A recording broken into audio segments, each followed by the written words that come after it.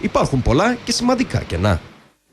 Λοιπόν, είδαμε και ακούσαμε πως το κράτος προσβλέπει στους πολίτες και τους ιδιώτες, από τους οποίους περιμένουν να βάλουν ένα χεράκι στον τομέα της πρόληψης, και κάποιοι το κάνουν.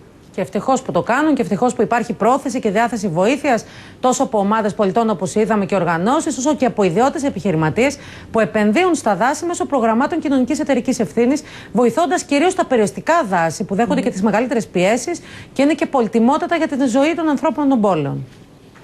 Τα περιαστικά δάση χρειάζονται την ιδιαίτερη προσοχή μας και φροντίδα.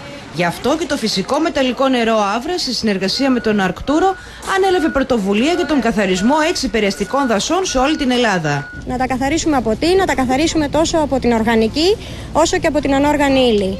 Ανόργανη ύλη είναι τα γνωστά σε όλους μας σκουπίδια, και το δεύτερο σημαντικό κομμάτι της δράσης, που είναι η οργανική ύλη, είναι τα ξερά κλαδιά, η χαμηλή βλάστηση, που αποτελούν και το βασικό αίτιο πυρκαγιάς στην περίοδο του καλοκαιριού. Μετά τις επιτυχημένες δράσεις σε Πάτρα και Αίγυο, σειρά είχε το δάσος Κεσαριανής. Ένα πολύ παλιό δάσος, το οποίο αποψηλώθηκε τα τελευταία αρκετά χρόνια, δηλαδή μέσα στον 20ο αιώνα δέχτηκε αρκετά πλήγματα, τα οποία ευτυχώς σήμερα έχουν αποκατασταθεί και είμαστε και εμείς εδώ για να συμβάλλουμε στον καθαρισμό του. Και επειδή όπου δεν πάει το κράτος πάει ο ιδιώτης, το κενό έλλειψη συντονισμού και οικονομικής υποστήριξης από την πολιτεία καλύπτεται από την ιδιωτική πρωτοβουλία και από τους εθελοντές. Από τους νόμους που είναι αυστηροί και απορρέουν από το Σύνταγμα. Μέχρι την εφαρμογή τους υπάρχει μεγάλη απόσταση. Ωστόσο, η προστασία του περιβάλλοντος και ειδικά των δασών θα πρέπει να έχει τη μεγάλη προσοχή του κράτους. Οι πολίτες από την πλευρά τους έκαναν το καθήκον τους. Ωραίο καιρό, ωραίο μέρος, να αποκτήσουμε όλη οικολογική συνείδηση.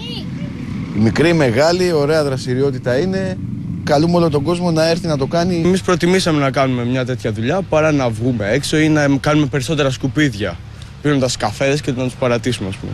Να μην τα πετάνε, πρέπει να έχουμε καθαρό το περιβάλλον. Η δράση Καθαρά Δάση θα συνεχιστεί την επόμενη Κυριακή στο Βόλο και θα ολοκληρωθεί στις 29 Μαΐου στην Κομοτηνή. Και σε μια άλλη εφαρμογή τώρα της εθελοντικής πρωτοβουλίας, Κατερίνα, αυτό το Σάββατο 14 του μήνα συνεχίζουμε ανακύκλωση κινητών Και εξαρτημάτων. Όντως, πραγματοποιείται η τρίτη κατά σειρά δράση του Sky